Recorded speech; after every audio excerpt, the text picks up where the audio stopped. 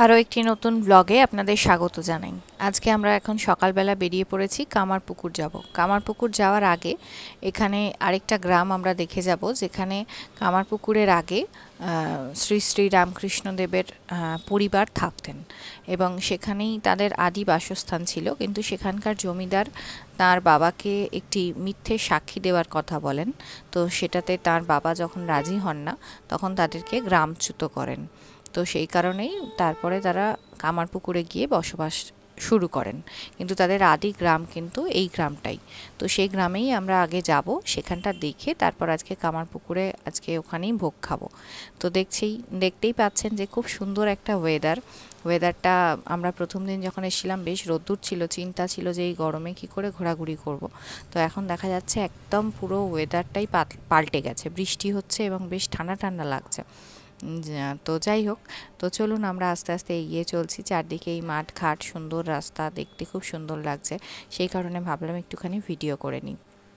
আজকে আমাদের এখানে একটুখানি এদিক ওদিক ঘোরার প্ল্যান আছে। বিষয়টা হচ্ছে যে এখানে ভিতরে যে আশ্রমের ভেতরের অংশগুলো, সেখানে তো একেবারেই ভিডিও অ্যালাউ না। সে কারণে ভিডিওটা একদমই করতে পারি না। কাল রাত্রিবেলা আমরা বললাম যে ঘরটায় আছি সেটাও আশ্রমের যেহেতু ভেতরে, তো সে কারণে সেখানেও ভিডিওটা অ্যালাউ নয়। ফোন দিয়ে কোনো ছবি বা ভিডিও তোলা কোনোটাই অ্যালাউ নয় আর কি। তো আমরা ওই কারণে আমি কোনো রকমই ভিডিও ভিতরে যখন থাকছি তখন করতে পারছি না, যখন বাইরে বেরোচ্ছি তখন করছি। এবং এখানে যে জায়গাগুলো ঘুরতে যাব বা যাচ্ছি, সেখানেও যে সব জায়গায় ভিডিও অ্যালাউ করবে এরকম কথা নয়। তো যে জায়গাগুলো ভিডিও অ্যালাউ নয় সেই জায়গাগুলো তো আমি করতে পারবো না ভিডিও, কিন্তু যেখানে ভিডিও করা যাবে সেখানে অবশ্যই করব। কারণ এটা শুধু মানে শেয়ার করার জন্য নয়, এটা একটা স্মৃতিরও বিষয়, যেখানে কিন্তু সবটা স্মৃতি একসঙ্গে ধরা থাকবে। তো চলুন, কথা বলতে বলতে আমরা পৌঁছে গেছি, দেখতেই পাচ্ছেন এখানে লেখাই রয়েছে। তো এইটাই কিন্তু রামকৃষ্ণ ঠাকুরের আদি বাসস্থান। এখানে একটি মন্দিরও আছে এবং বর্তমানে এটি রামকৃষ্ণ মিশনের আওতায়। এবং উল্টো দিকে একটি শিব মন্দির আছে, দেখতে পাচ্ছেন।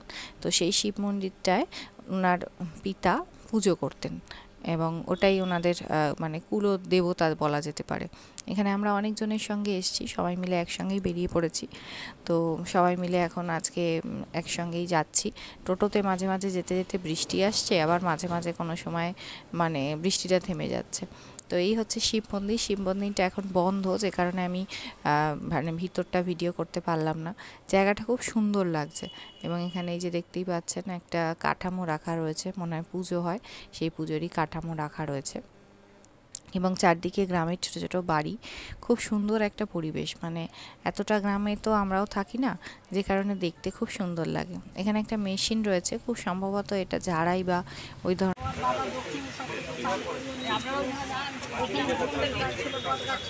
সেই বটগাছের তলায় বাবা বসে তপস্যা করছে। সারদা মা দেখতে পাচ্ছে বাবার পাতল থেকে গাঁদা ফুল, বেলপাতা গঙ্গার জলে ভেসে যাচ্ছে। মা বলছে বসে কি করো? বলবে তপস্যা করি। বলবে তোমায় বিয়ে করে নিয়ে এসছে, এখানে তুমি চান করতে হবে।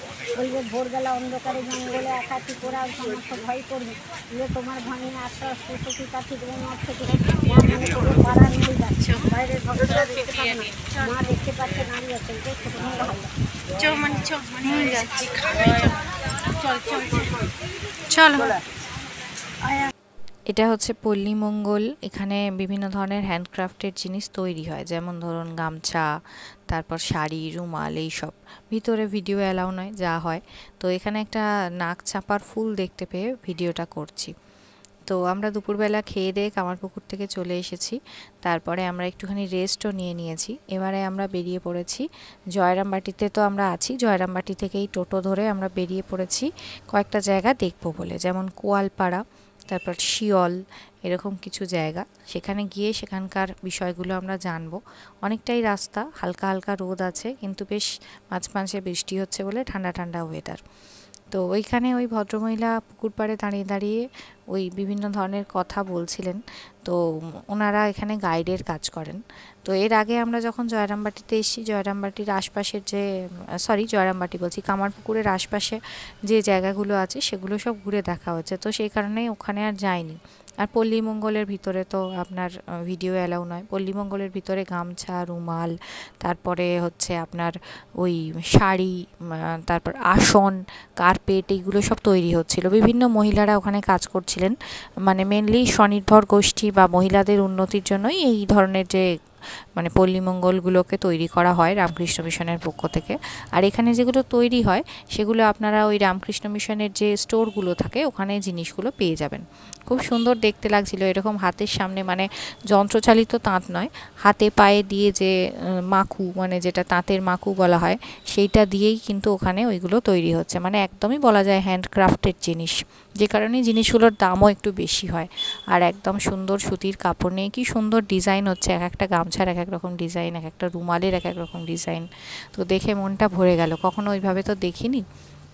আর এইদিকে যে যে জায়গাগুলো আমরা যাচ্ছি এগুলো অনেকটা গ্রামের দিকে। এখানে প্রথম আমরা যেটা যাব সেটা হচ্ছে জগদম্বা আশ্রম, সেটা হচ্ছে কুয়ালপাড়া বলে একটা জায়গাতে। এটা পুরোটাই বাঁকুড়া ডিস্ট্রিক্ট পড়ছে। আর কামারপুকুর তো আপনারা জানেন হুগলিতে। কামারপুকুর আর জয়রামবাটির মাঝে একখানা ছোট্ট নালা মতো আছে যেটা ডিস্ট্রিক্টটাকে ভাগ করে দিচ্ছে। এই যে জগদম্বা আশ্রম, এখানে ডিটেলস সব লেখা আছে। একবার মা এখানে মানে শরীর খারাপের জন্য রাধুকে নিয়ে এসেছিলেন, এবং তখন এই চারদিকটা নাকি জঙ্গলের মতন মানে জায়গা ছিল। এটা কুঁড়ে ঘরের মধ্যে খুব সুন্দর পরিবেশ, মানে এত শান্ত পরিবেশ। আমাদের এখানে মহারাজজি বলছিলেন যে মানে অন্যান্য মহারাজরাও এখানে ধ্যানের জন্য আসেন, কারণ এই পরিবেশটা এমনই একটা মানে স্থান মাহাত্ম্য যে অদ্ভুত একটা শান্ত একটা নিরিবিলি একটা মানে এমনিই মন বসবে। তো সেই রকম একটা জায়গা, খুব সুন্দর জায়গা, মানে আমার তো খুব ভালো লেগেছে ব্যক্তিগতভাবে। তো এই যে জগদম্বা আশ্রম, আমি সামনে থেকে একটুখানি ভিডিওটা করে নিলাম। অনেকগুলো জায়গায় যাওয়ার, আর তার সঙ্গে আবার যেন কীরকম ঝড় উঠবে মনে হচ্ছে, যে কারণে তাড়াতাড়ি করেই ঘুরে এখন আমরা এসেছি শিয়লের শান্তি শিব। এখানে এক শিব মন্দির রয়েছে, মাঝেও অনেকগুলো জায়গা ঘুরেছি কিন্তু সেগুলো ভিডিও করা যায়নি। তো যাই হোক, ভিডিওটা ভালো লাগলে লাইক শেয়ার কমেন্ট করতে ভুলবেন না। আমরা একটুখানি চপ মুড়ি খেয়ে নিচ্ছি, রাত্রে আবার আশ্রমে খাওয়া দাওয়া।